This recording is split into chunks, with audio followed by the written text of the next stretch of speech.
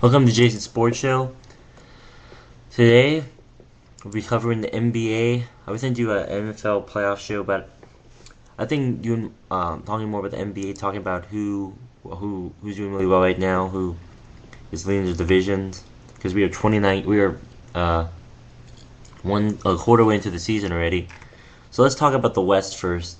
Three big teams: Oklahoma City, Los Angeles Clippers, and San Antonio.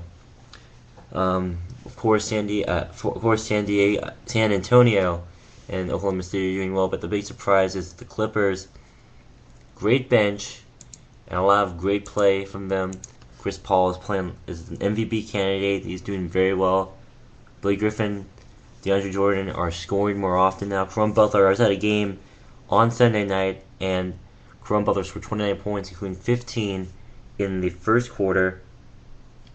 He's a threat too. Willie Green he's a good shooting guard. He's gonna be standing in place for Chauncey Billups until Billups can come back. Then that bench, has guys that no one really wants anymore. Matt Barnes, Jamal Crawford, guys who were traded away or who had tested the free agent market now have a spot on one of the best teams in the league. Memphis, they made the playoffs last year. They're doing pretty well. They used to be the best team in the league, but a little bit of some struggles of late, going 5-5.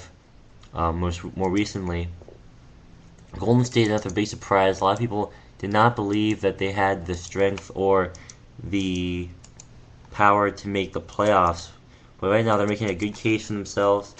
Tonight they play the Clippers, so that should be an interesting matchup. Houston with James Harden. He's really revived and energized that franchise, and hopefully they can make the playoffs. Denver, Portland are two teams that are on the edge. I mean, there might be other teams that are more deserving. I mean, the four teams that are not in the playoffs: Minnesota, the Los Angeles Lakers, Utah, and Dallas. Well, I wouldn't maybe say Dallas. Dallas is not really playing their best ball of late. Only going 2-8 recently. So don't think about Dallas. Utah, maybe they have some good scores. I know Utah has Paul Millsap, Al Jefferson. Once they get Mo Williams back, they should be substantially better. They should be a little bit better. But the Lakers, right now, I know in LA right now, a lot of people are still hanging by the Lakers. They still believe in the Lakers, but they're just not feeling it. The Lakers have a lot of good stars, but their bench isn't really built to win, and they can't afford to have any injuries. So they need to find their rhythm, or else they're going to get left back in the Western race. Minnesota is a team that I like also.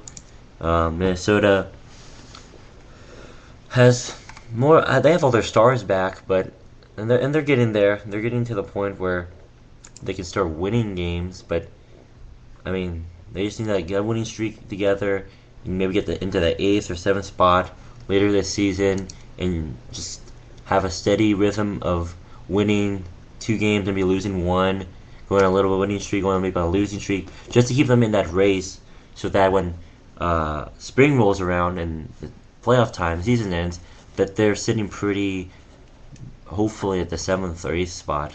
I mean, making the playoffs right now for this franchise would be pretty good, I think, for them.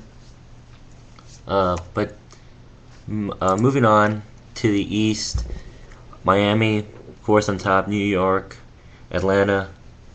There's just some teams that people like.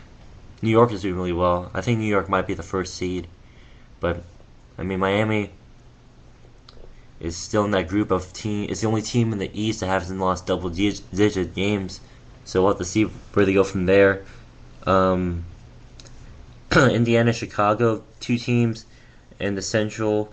Probably the only teams that the Central will have to represent them in the playoffs.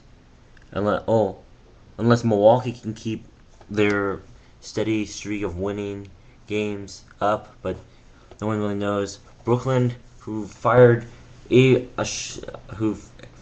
Johnson recently, are still looking for that new coach. and they're supposed to be a dream team. I like the team. When Chris Humphries comes back, they should be even better. But they have a good team. Joe Johnson, all those guys. We just have to see what happens. Yeah. Philadelphia, a team that made the playoffs last year, who still is an 8th seed, might be looking at another first round exit this year unless they can improve their team and get a better seed position. Teams that are not in the playoffs, the only team that really is kind of confusing why they're out of the playoffs is Boston. They've been losing a lot of games recently, and I mean, is it just because Ray Allen's not there, or what is it? Because they're a good team. They still have 3 really good starters in Garnett, Pierce, and Rondo. But it's not. I don't know what the problem is. They have a good bench too. They have Jared Sullinger coming off the bench. So what's the problem? Is it just inexperience, or are they not playing? Are their stars not good enough anymore, or what is it? Well, whatever it is, they need to fix it soon, because they could, if they're not careful, they could really fall out of the playoff race quickly to teams like Orlando, Toronto, Detroit. I'm just joking. That's not going to happen. There are 9 teams that make the playoffs in the Eastern Conference, and then there are 6 teams that just would not belong in the playoffs. I'll take a look at some football when we come back. We'll be right back on Jason's Sports Show. Okay, I'm headed over the football right now. Big news today: legendary linebacker Ray Lewis is retiring from the Baltimore Ravens, which makes the matchup on Sunday even much more better. So Cincinnati and Houston's the first game, rematch of last year's AFC wildcard game. The AFC North, both teams are stuck in the first round. The Ravens and the Bengals. So we'll start with the Bengals. Do the Bengals have the firepower to beat Houston? Houston's been losing games recently, lost 3 or 4. So that makes it a pretty much even matchup with Cincinnati.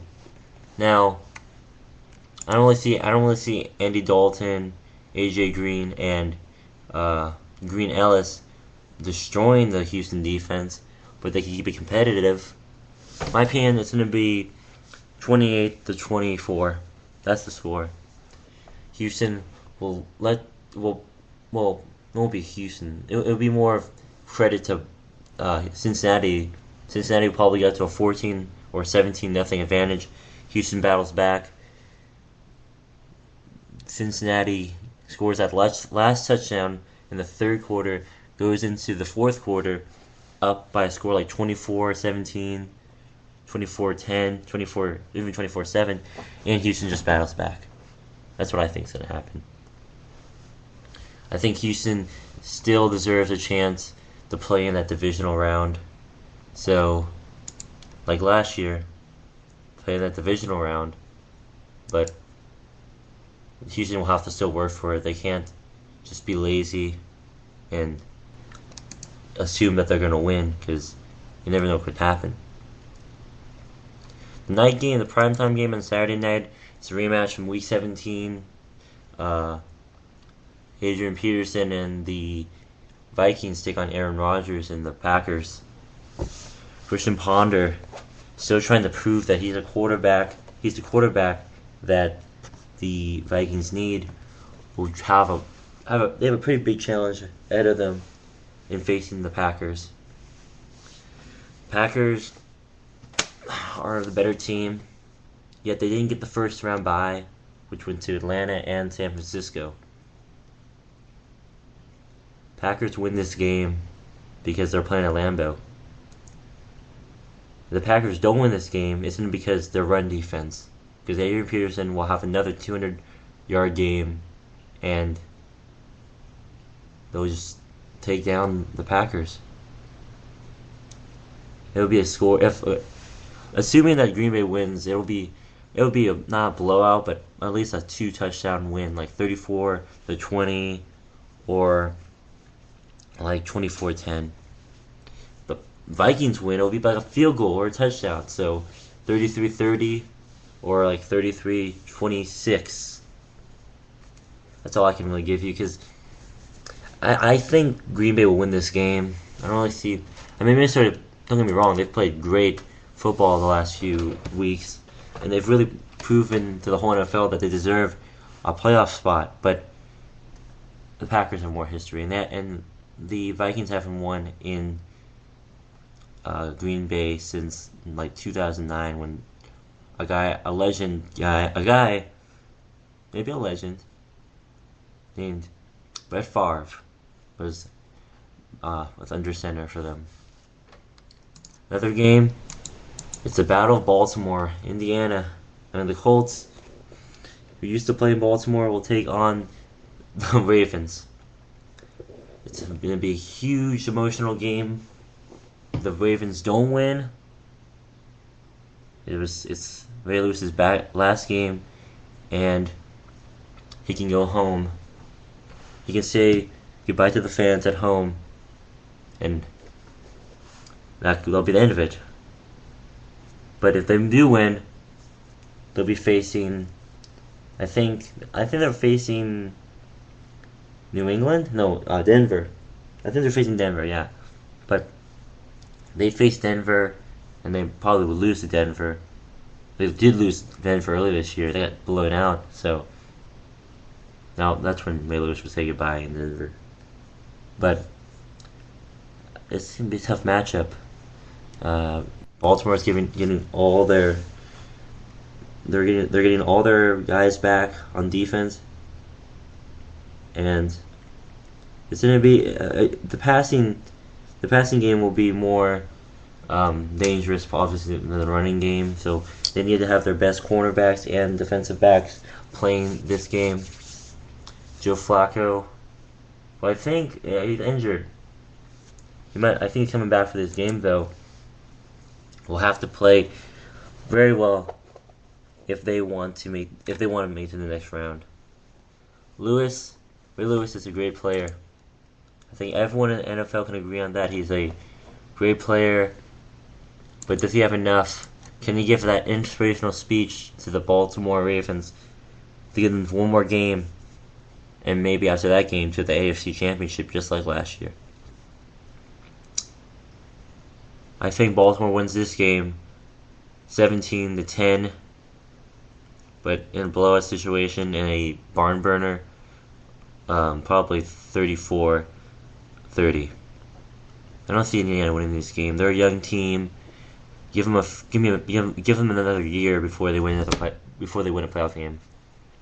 And then Sunday afternoon is a battle of the rookies. Robert Griffin III takes on Russell Wilson, and